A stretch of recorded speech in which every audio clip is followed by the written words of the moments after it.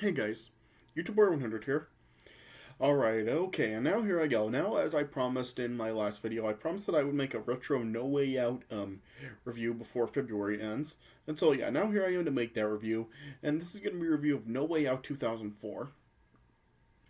So, this is actually the second time that I'm now recording this review, because I tried to record this review last night. I was going to actually upload this review last night, but for just some reason, like my usual like a a filming program just is having like some sort of issue. Like it's just like not loading the recorded videos after I like stop recording them. So yeah, it was just like just some sort of issue. Like I was waiting like for an hour for it to uh like load up, and it just wouldn't load. So yeah, so I really just like I just decided that I just like was just gonna like just get like just forget about that, and I figured I would just make the review again. And for this one, I'm actually just like using my like a normal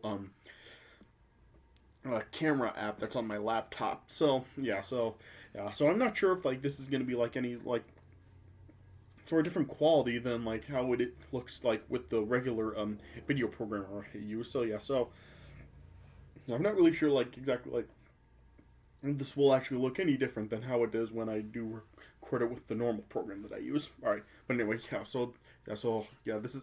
So I'm just gonna like redo this review all over again.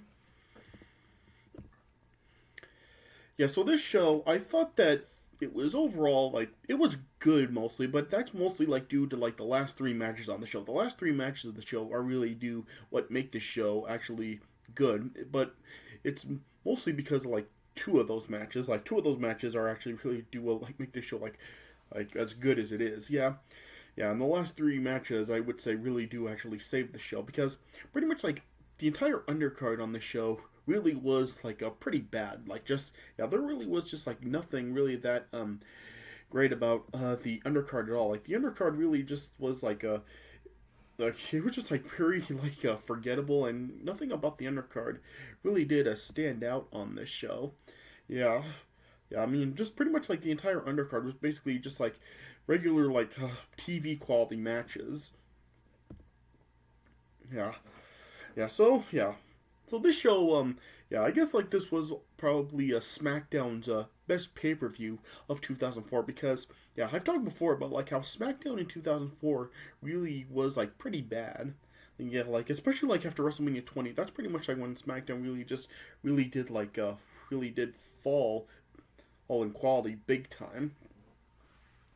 And I've even like reviewed the Great American Bash 2004, and yeah, and that was a pretty bad show, and yeah, pretty much like the rest of like SmackDown's pay per views that year really were not that good either. Yeah, but this one was like pretty much like the only SmackDown pay per view that was actually a good pay per view from that year.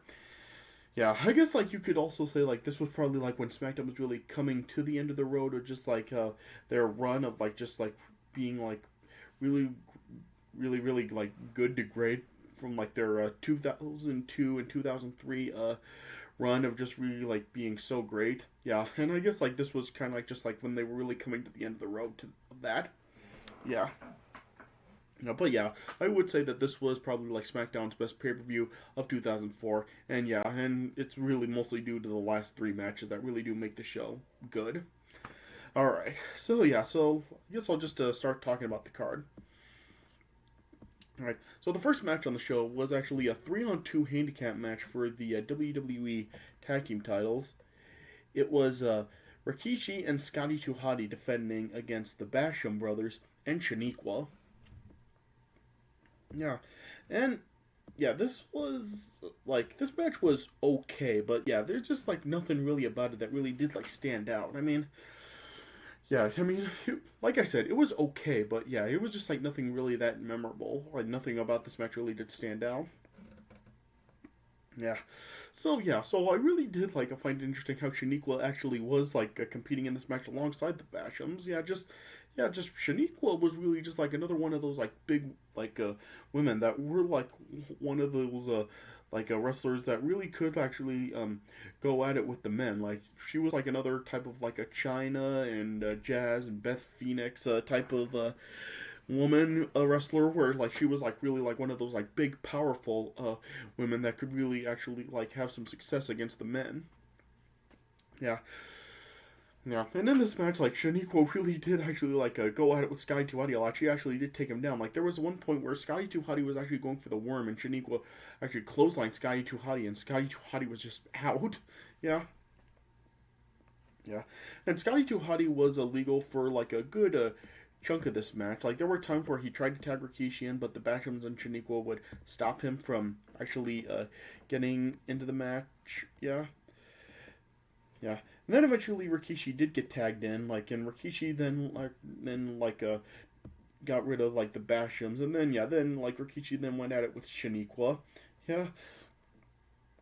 Now there was one point as Rikishi actually did take down Shaniqua. Rikishi was actually going to go for the bonsai drop on Shaniqua, but yeah, the Bashams then got back in the ring and actually just pulled Rikishi off from the turnbuckle and then just threw him onto the canvas. Yeah. Then as Scotty 2 Hotty then was like on the outside of the ring, fighting with the Bashams. Then Shaniqua then like tried to go after Rikishi again, but then Rikishi then just nailed nailed a Samoan drop onto Shaniqua and then hit a bonsai drop, and then Rikishi then pinned Shaniqua. So Rikishi and Scotty retained the tag team titles here. So this match was okay, but there was nothing about it that really did stand out, and nothing really that memorable about it. So I'd probably give that match probably around like 2.5 stars. Yeah. And then next up, then we had the boyfriend versus girlfriend blindfold match. It was Jamie Noble versus Nidia. Yeah. And this match did like have like quite a bit of story to it, like with Nidia like getting blinded on the SmackDown before No Mercy the previous year after Tajiri spit the black mist in Nidia's face, and Nidia was blinded for a little while after that, and then just had like Jamie Noble just really taking advantage of Nidia's blindness. How when she was at ringside for Jamie Noble's matches, like Jamie Noble would like throw Nidia into harm's way. Then a few weeks before the show, Nidia did like regain her eyesight and just now made Jamie Noble just pay for the ill treatment of her. Then it led to this match, and Jamie Noble really did was forced to be blindfolded to go through what Nidia had went through when she was blinded. So Jamie Noble wrestled this match with the hood all over his head. And this match was just terrible. I mean, I really do not like the concept of the blindfold match. The blindfold match is really just dumb. Who thought of this? I mean, who thought that this would be entertaining to just watch somebody trying to find their opponent for the entire match? And basically, this whole match was just Jamie Noble just trying to find Nidia. Nidia would be toying with Jamie Noble, just doing a bunch of stuff, trying to get him to go to a place where he thought she was, and then she would attack him, and it was just going on for 4 minutes. Then eventually, as the referee had his back turned, Jamie Noble then peeked to see Nidia was on the top turnbuckle, and then he pulled Nidia off of the turnbuckle down to the canvas, and then got Nidia in a guillotine, and then Nidia tapped out, and Jamie Noble won. So this match was awful, and just the blindfold match is just one of the dumbest match gimmicks ever in wrestling. So I would give that match a half a star. And then next up, then we had the World's Greatest Tag Team versus the APA in a tag team match, and this was shockingly very average. This match just really was nothing really that great. I mean, this really did feel like a TV quality tag team match. Just nothing about this match really did stand out. Pretty much the only thing this match really did have was the story with Bradshaw having his arm in a bandage for this match, because the previous episode of SmackDown, Bradshaw injured his arm after a clothesline from Hell. So Bradshaw was competing in this match with an injured arm. And this match was very shockingly average. It was really just standard back and forth action between the two teams, and there was not really anything memorable about it. It was really just going back and forth for a 10 minutes or so. Well, not even 10 minutes. It was 7 minutes long. And it was really just the two of them, the two teams really just going back and forth, and then And yeah, then eventually, then Bradshaw then hit a clothesline from hell on Charlie Haas, but as Bradshaw was holding his arm due to the injury, then Shelton Benjamin then just nailed Bradshaw with a super kick and pinned him. And so yeah, then the World's Greatest Tag Team got the win like that. So the match really just like ended kind of abruptly like that. So yeah, and so yeah, so like I said, this match was just very disappointingly average. Like just nothing really stood out about it. I mean, wouldn't you expect a match with these two teams to really be a lot better than this? So yeah, so I would probably give that match probably like a 2.5 stars as well. Yeah. And then after this, then we got the segment where like Goldberg arrived at the show because yeah, this was still like during the time where WWE was really like building up the storyline with Brock Lesnar and Goldberg to lead into their match at WrestleMania 20. Yeah. And so yeah, so a couple of weeks earlier on Raw, like Stone Cold gave Goldberg a front row ticket to the event. So yeah, so this was when Goldberg arrived at the show. Yeah. In the previous episode of Raw, Paul Heyman came to Raw to confront Goldberg, and Goldberg like speared Paul Heyman. Yeah, Paul Heyman was the general manager of SmackDown at the time. Yeah. So after Goldberg then arrived, Paul Heyman then came out and then just confronted Goldberg, just saying like stuff about like how SmackDown's superior brand and all this other stuff. Yeah. Then Brock Lesnar then came out and then just was like making comments to Goldberg, and then eventually then Goldberg then came into the ring to face off with Brock Lesnar.